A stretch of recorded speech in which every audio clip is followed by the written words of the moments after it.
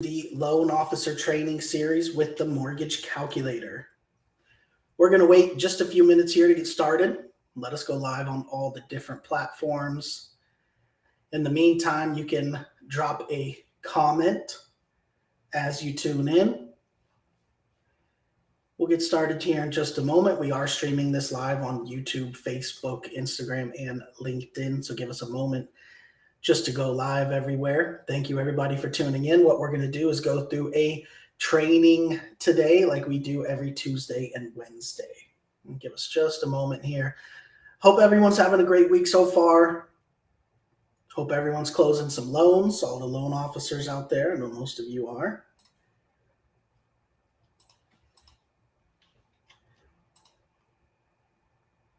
You will get started here shortly.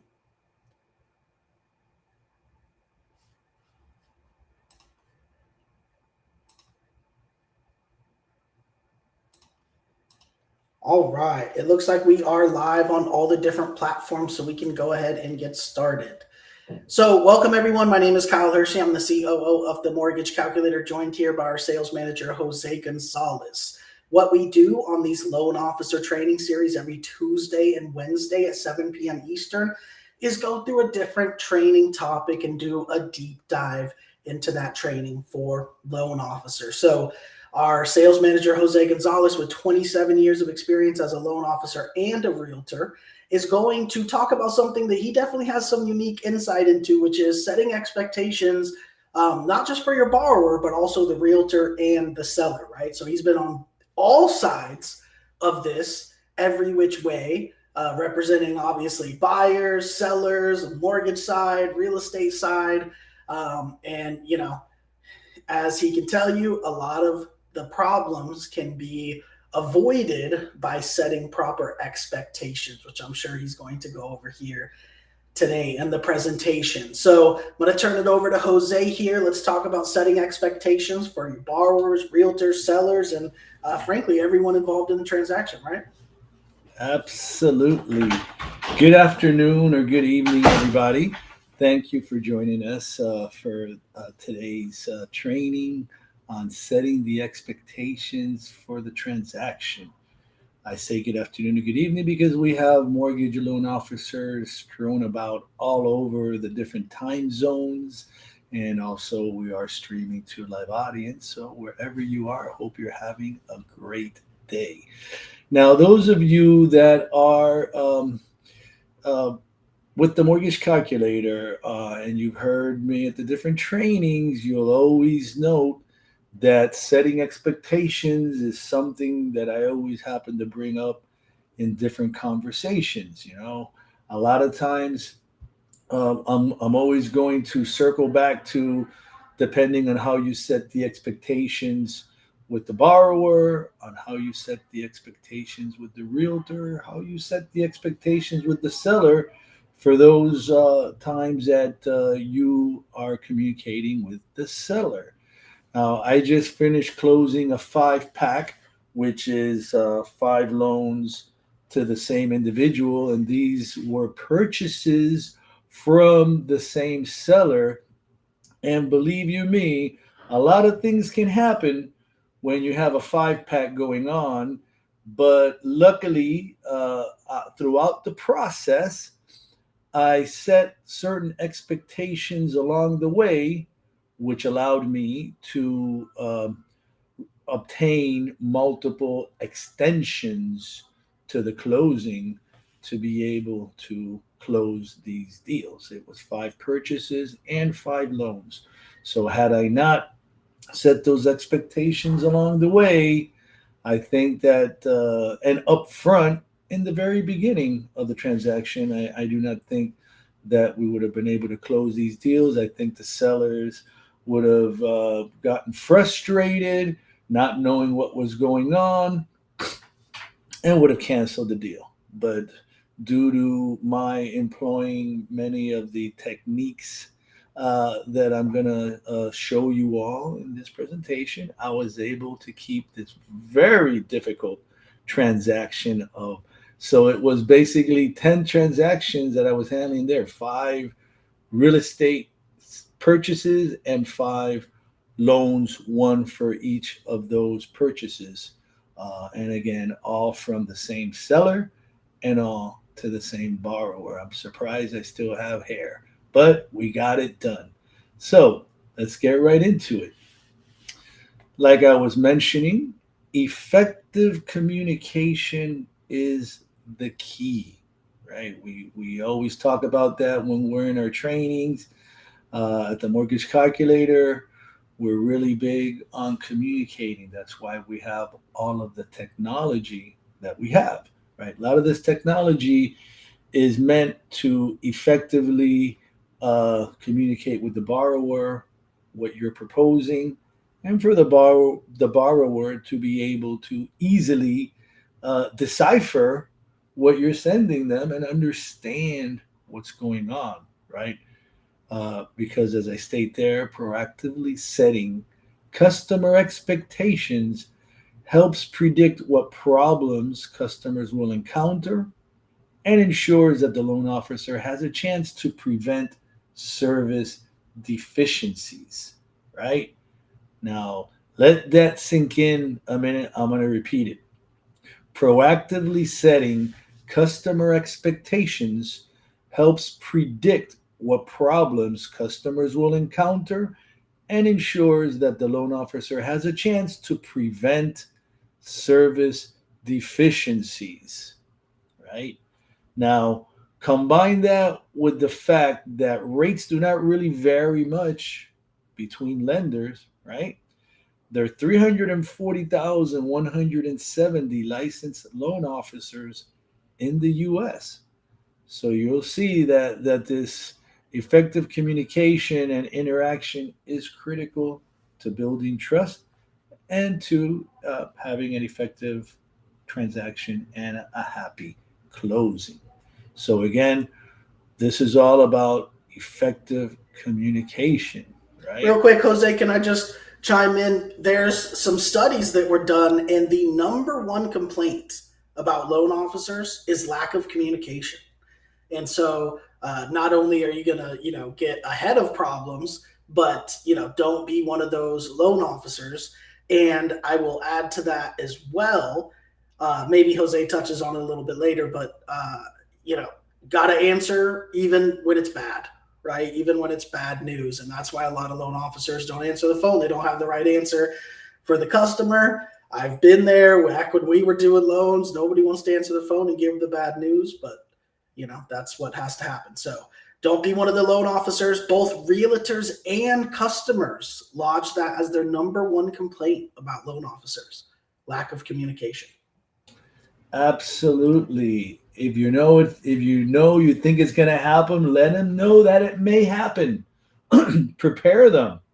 If it doesn't happen, amazing. You're Houdini. But if it happens, then you let them know that that was a possibility. You've already prepared them. You set the expectation so that then you can put a solution into play, but you can get the time or the opportunity to do so. Right? That's the whole gist of this, right? So, what are customer expectations, right? I guess if we go with the definition here, customer expectations are a collection of behaviors that customers anticipate from businesses during each interaction.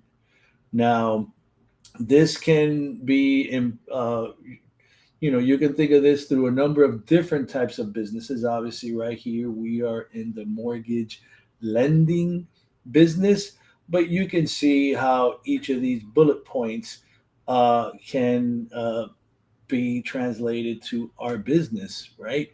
Speed of delivery, right? Everybody wants to close yesterday. So, there's going to be a certain amount of days that everybody expects uh, the loan to close. But should it be different for the loan that you're originating, you should let them know up front. Don't try to cover it up, don't try to sugarcoat it. Effectively communicate the specific situation that you have that may cause it to go a little bit longer. I always, whenever I'm asked, and this is a question we get asked like every day, multiple times. How long is it going to take to close, or what's your average closing time? Well, you know that each deal is an individual deal, right? There's no homogeneous loan out there. There is impossible to say that every loan is going to close in X number of days because what? I mean, they're not all in the same place. If I was, let's say, dealing with loans only in Miami, Florida, which is my home market, but not the only market that I obviously am active in, I know that there's a lot of appraisers here. They tend to work on weekends as well. And I can tell you that typically, unless there's an issue with getting access to the property, an appraisal will be done and turned around in 5 to 7 days without having to pay a rush fee, right? But other markets, where with a house in the middle of nowhere and with limited appraiser coverage, that appraisal turnaround time could be 3 weeks or longer. So again, any specifics like that need to be communicated to everybody in the transaction so you can effectively set the expectations in case there's an extension that's going to be needed at the end. And also when you're setting up your rate locks, right? If you think it's going to take a little bit longer, make sure that you have that lock for 45 days and explain to your borrower, listen, Mr. and Mrs. Borrower, this is the time frame for this transaction because of A, B, C, D, and E. A rate lock for 45 days is only slightly more expensive than a rate lock for 30 days. But if we lock it in for 30 days and we ask for a 15-day rate lock extension, it's probably going to cost 2 or 3 times as much as the extra 15 days would have cost if we got the 45-day lock. So again, a prime example of setting an expectation and then setting yourself up to succeed by getting that 45-day rate lock and having the customer agree. It's like, hey, Jose, you know what? That's a great idea. I'm so glad that you're so considerate of my money that you're letting me know up front what your recommendation is. Again, we're consultants at the mortgage calculator. We're not application takers, so we really want to think these things through. So obviously, speed of delivery is one to consider in lending world. Quality, right? The quality. I mean, the product that we're selling is multifaceted. We're not selling a widget, right? We're selling money.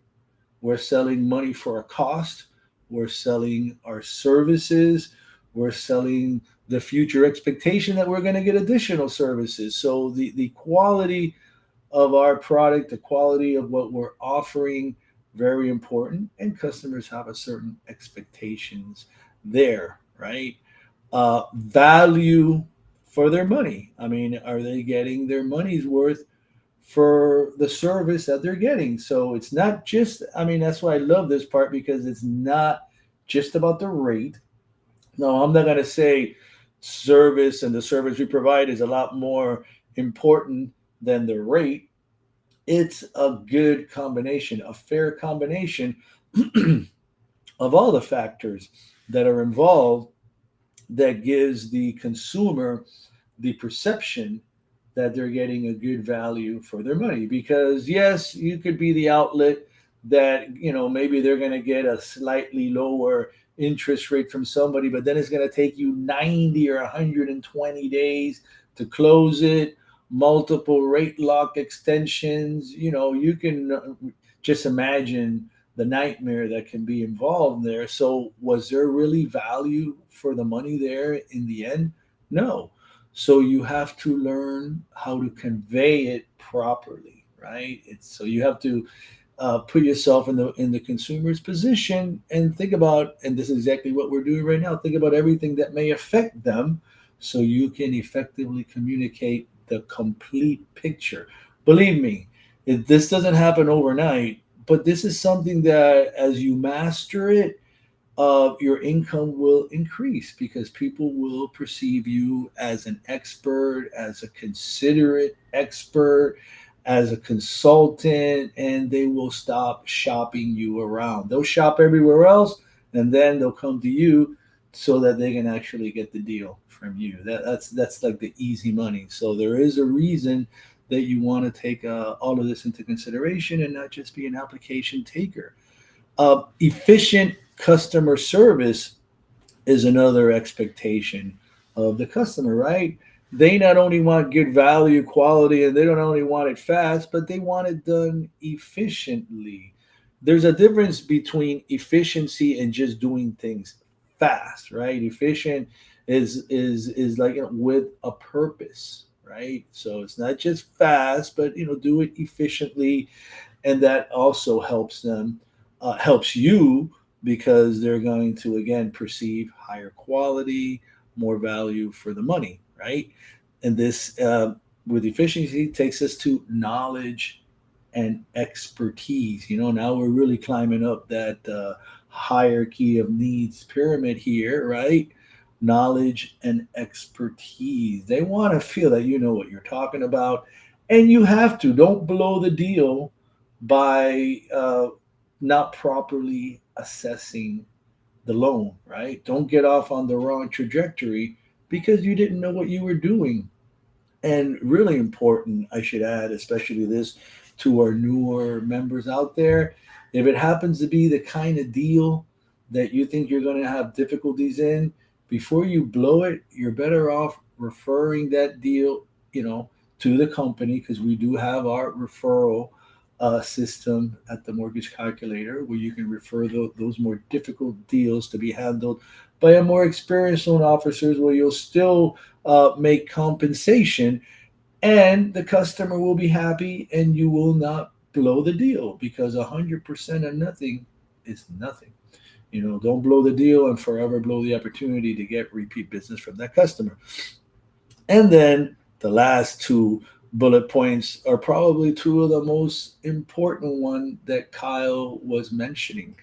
Answer the phone, please. You are not more important than anybody else, right? If you can't answer them, at least let them know. Maybe send them a quick text, say, I'm in a meeting right now, I'll call you back, or something like that. But answer the phone whenever possible, and reply promptly to emails, right? Two very important components of the efficient customer service, right? Answer the phone and reply promptly to email. So, the expectations of the customer really aren't anything out of the ordinary. And if you put yourself in their shoes, it's really not something that you wouldn't want. You want to treat others the way you would want to be treated, right? That's a nice old adage. So, so now, how do we manage the customer expectations to ensure their satisfaction, right? Because our goal is stress free, a stress free experience. If you can do that from application to approval to closing, the whole perception by the customer will, you'll get A pluses or 5 stars on everything.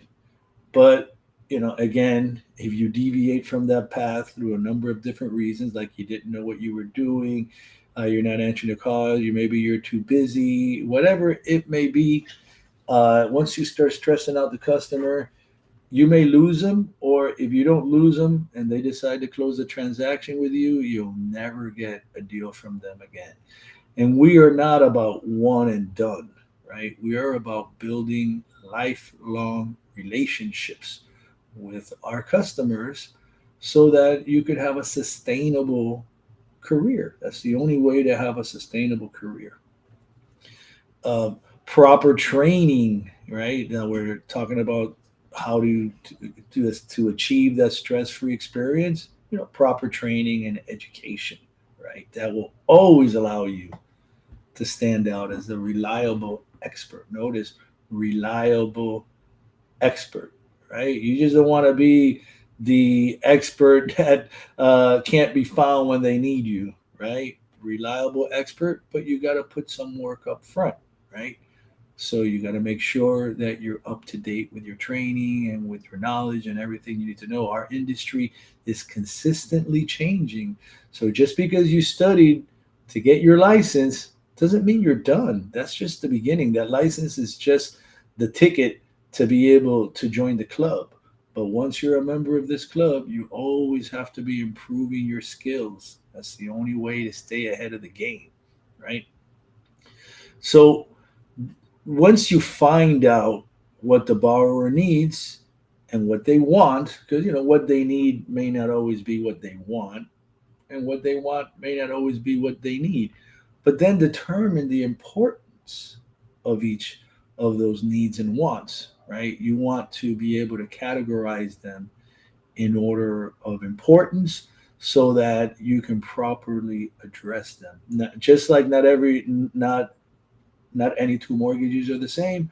No two borrowers are the same either. Each loan origination is an individual experience. So that's where you have to always have on all of your hats to be able to properly address all these. Again, we're not application takers, we're not a quote bot, even though we have the really cool quoting system that lets us send out these super detailed quotes very rapidly. We're not a quote bot, we're not application takers. If you do handle your business that way, you're going to wither and die because that's not the environment that we're in. The environment that we're in is an environment where the consumer needs to see value. They need to know, again, that they're getting their money's worth. And if they're not, they're just going to go elsewhere. And again, that's not just about the rate. We do have very good rates, very good program, but it's not just about the rate because, like I mentioned a couple slides ago, most lenders have pretty much the same rate, right? So again, you want to be transparent and consistent, right? These are all key components. Transparency. What do we mean by transparent? Right? We're not saying like I can see through you. We're talking about the data that you provide, the information that you provide. You gotta don't be afraid to show them. What you're talking about. Don't let them think that you're just making it up. You don't have to tell them who your sources are, but you can certainly share some snippets of some information there. If they're in doubt, let them know where you're coming from. Let them know, obviously, that it's about the program that has been selected, and then possibly offer other programs with other requirements so that they can see, it's not coming from you, it's a combination, it's the deal, right? And once you separate and the deal is its own entity, then they're going to understand we're talking about the deal, and the deal has all of the parameters that it has. It's an individual deal, and no two deals are the same. So it's really important that whether you're dealing here with expectations of the borrower, the seller, or the realtor, providing pertinent and accurate data to fully support the deal is going to be so important in effectively meeting the expectations of your borrower, realtor, and seller. So what more specifics can we talk about empowering the borrower, right? Empowering your borrower to make sure that you and the borrower are, as we like to say, on the same page. Well, one thing I love to do is I love to pre-educate my buyer or borrower, depending if you're talking here, the buyer could be the borrower, probably both. You want to pre-educate them with as much information that's pertinent to the topic, to the objective, to the goal, right? That's going to allow them to make a real educated decision, right? You don't want to force anybody to do anything just because. You don't want to force it down their throat, or make them feel pressured. You want to be the source, and you want them to view you as the source, not as a battering ram or as a sledgehammer trying to hit him over the head to knock him out into submission. That's not how it works. It may work one time, or it may work in the moment of the application, and then they'll just cancel the deal on you once they go talk to John Doe and they get told what's really going on, and then they're going to realize that you tried to just force them into submission. That's not really how to make it work. This should be easy. right? As you're explaining to them everything, as you're basically educating them, they should be ready to make their own decision, or at least they're going to ask you a lot of questions and you'll reaffirm what they're already thinking. And it's just going to be, you're going to slide right into the deal, the right deal, if you did all your homework properly and if you're putting them into the correct trajectory. It should be a seamless, smooth transition to signing the application and then closing the deal. You're going to add value, right? Because remember, I mentioned, in this environment we're in, if you do not add value to the transaction, if you're a parasite, you're not going to make it. You could make it every now and then, but there's too much competition out there, for you not to differentiate yourself. So you're going to add value that way. The decision is going to be made quicker. The customer then is going to be happier, right? Any hurdles or obstacles that you could encounter along the way will be easier to overcome because they have the knowledge. You told them up front the path you were taking, potential obstacles you could face, and how you would overcome those obstacles if you did face them. You've already covered all those bases. You do a little bit more work up front, but then during the loan process, it's super smooth. They're going to be so happy with you. The end result is not only are they going to have a happy closing, but they're going to refer you to everybody they can think of. They're going to feel personally indebted to you, and just feel bad that you're not getting paid any more money than you are, and they're going to try to make that happen by referring you as many people as possible. This is real life experiences here. Now, what are some of the ways that we help our loan officers to empower their borrowers and work more efficiently? Is with our CRM that we have, with our great quoting system, with our borrower portal, and our MLO website. These are all tools that help you create memorable experiences and increase your productivity. All things that make the borrower feel warm and fuzzy inside, taken care of. Because when people talk about a mortgage, getting a loan, there's two ways that conversation could go.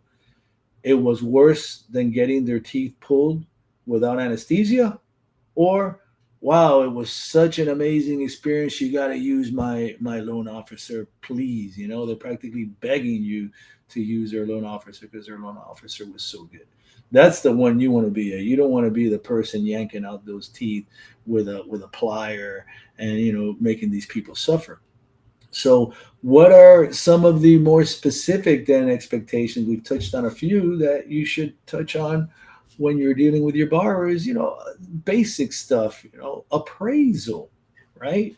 What's the turnaround time on the appraisal, which could affect the turnaround time on closing the deal, and the valuation, and how the appraisal value is just an estimate of value by the appraiser. It doesn't really set the price, right? It could be an opportunity to renegotiate if the value doesn't come in. 9 times out of 10, that's what's going to happen. But people get really stressed out about the appraisal. So you have to enlighten them a little bit on the appraisal process, who the appraiser is, and what we are and are not allowed to do as loan officers, because we cannot directly communicate with the appraisers. Those are all controls that have been put in place to protect the consumer. So these are all things that we should let the borrower know. That's our procedures put in place to protect the consumer, right? And then anything that happens after the appraisal report comes out are things that we can deal with at that time. What are other things that other expectations? Well, seasoning on title, right?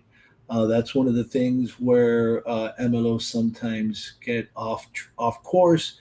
Is somebody's coming in to purchase a home or to refinance a home, and we need to check the seasoning on the title and let them know how that could affect them both on a purchase or on a refi. And you ask, how could seasoning on title affect a buyer on a purchase?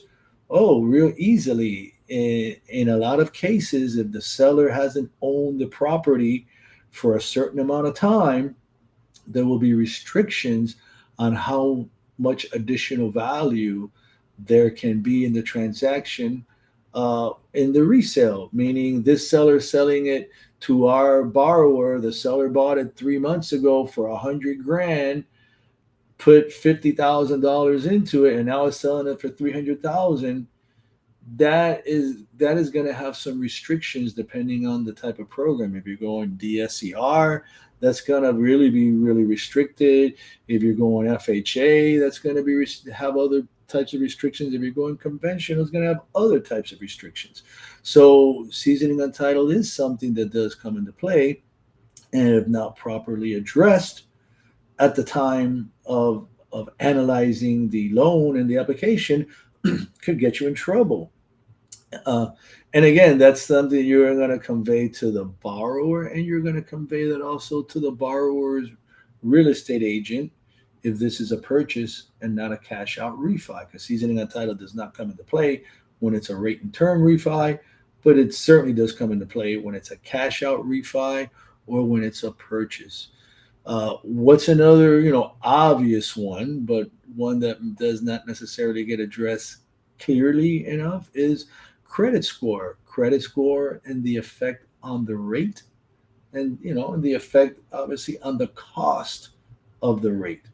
Right? It's because you get the 650 credit score borrower on a non QM loan is trying to do a 90% a bank statement loan and can't understand why it's not possible. Well, it's your job to talk about it, talk about the credit scores and what things affect the credit score. And at that point is when you could do your credit simulation, because we do have credit simulation included uh, in our credit reports, so that you can properly consult your borrowers and let them know what remedies there could be for that credit score. Don't just, treat it like a static situation. Oh, your credit score is a 667, and then there's silence. No. Look at the report. Look at why the score is where it is. It's usually going to be there, high utilization, some derogatories. You're going to have different things that could affect the score. And this goes back to empowering and educating your buyer up front. You're going to talk about that as you're analyzing it, so that when the time comes that you start talking about rates and the cost, they already know what's going on. They're not going to tell you, wait a minute, Jose, what? Why is it so expensive? No, remember, you already did all your pre education and you prep them already, so that they can know what's going on. If it's a 740, it's going to be a lot easier for you than if it's a 640, but either way, it's the same cause and effect. And then a little bit more general, but encompasses a lot of things, the program parameters and how they affect the rate and cost of the loan. What do I mean by the program parameters? Well, exactly. What type of loan are you dealing with? Remember, we're the licensee, they're the consumer, they're applying for a loan, but they don't have the knowledge that we do about loans, nor about the differences between an FHA loan and a conventional loan and a first time home buyer 3% down loan and a DSCR loan and a bank statement loan, a profit and loss loan, an asset utilization loan, a fixed flip loan, a ground up construction loan, a one time close loan for a primary residence, a one time close loan for a second home. No, you cannot do the one time close loan for the investment property. You know, uh, all these different specifics and how they affect the rate, the cost, and the viability of the loan. Again, it's a lot of upfront work, but and they will be a captive audience when you're explaining it to them. You just have to take the time and care enough to talk. And explain. Now, these are some of the main points there for the borrower. Hey Jose, can Yeah. you touch on real quick, so an example of the parameters that you wanted to go over and manage their expectations, the differences between the loans. I think one of the things that comes up quite often is documentation, right? And educating the customer on, the less documentation, the more expensive it's going to be, right? That's a perfect example of what you're talking about right there.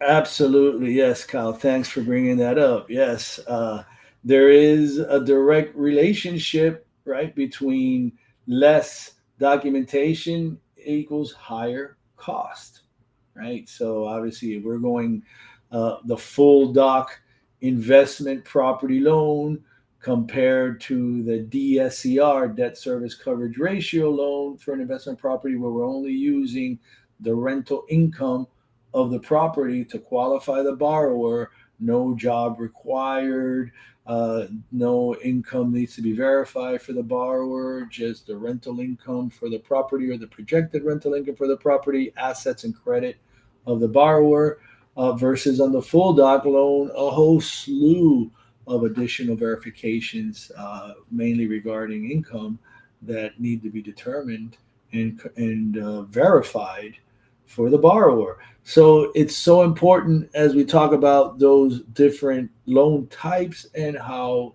obviously, as you are higher up in the verification, you're going to have a lower rate. As you go lower in the verification, you're going to have a higher rate and a higher cost. And again, that's a very great point Kyle brings up in setting the expectations for the loan type so that they understand why certain loan interest rates are going to be higher than others. And now we're talking about the realtors and the sellers for those um, transactions that are purchases, right? You just want to make sure, again, we get back to the effective communication, right? Because if you communicate effectively with the realtor and the seller, like I mentioned in the beginning of this presentation, how I set the expectations on that and what could have happened, and a little bit of what I said in the expectation did happen. So they were ready for it and they were able to give me more time. Also, because during the process, as I encountered certain snags, I immediately communicated it with them and told them what was happening and what it was causing. Obviously, they were not happy about it, but they gave me the extensions. I think I got like 3 extensions on this deal. We ended up closing almost a month later than we were supposed to close, but it wasn't really our doing. It was more sort of property related and underwriting turnaround time related. But I let them know up front what could happen, and they were not happy with it. But we ended up with a closed deal and not a dead deal. So again, when you're communicating with your all the other members of the transaction, just make sure you accurately represent the transaction, accurately represent your borrower. Do your due diligence to ensure that there are not any last minute surprises. What I mean by do your due diligence, well, I mean just learn that product well. Review your underwriting guidelines if we're talking about a non QM deal, because this is where we end up having a lot of these issues around the non-QM deal where there is not automated underwriting, where somebody assumes something and then gets caught off guard by something that was clearly in the guidelines. It usually is. Somebody just missed it, right? So again, do your due diligence, ensure no last minute surprises. And like I just mentioned, inform them of any potential hurdles and what may be required to overcome them. What could be some of those?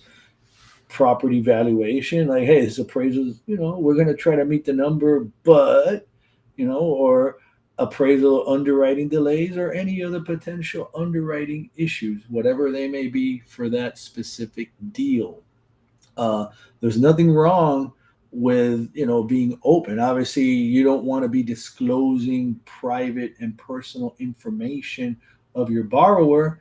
That's not what we're talking about here, but we're just talking about more general things in nature, just exactly what we're talking about there: potential appraisal or underwriting delays, potential underwriting issues or property valuation issues. Number one and number two are the biggest ones that we should always let them know. Hey, Jose, Yes. If you had you got three extensions on the deal you were talking about. If you had waited until the day before the contract needed to be extended and came out to them saying you need an extension, do you think they would have granted them to you? Heck no. I mean, no, absolutely not. But I like again, I let them know ahead of time. Plus, I had stuff, positive things to share as well. We were on our way. We just hit a little snag, so I shared the good news, shared where we were, and then also asked for their assistance in helping me solve the issue because part of it was property related issue. So no, you're absolutely not, Kyle. If I would have waited till the day of or the day before we were supposed to close to tell them, hey, Mr. Seller, I need an extension when they were already counting their money in the bank.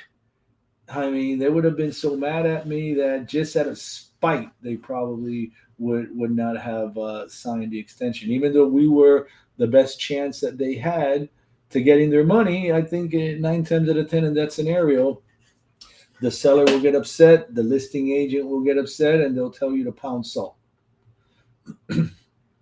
So in the end here, we're talking about, be an advocate for just think of yourself as the advocate, the loan advocate for your borrower, right?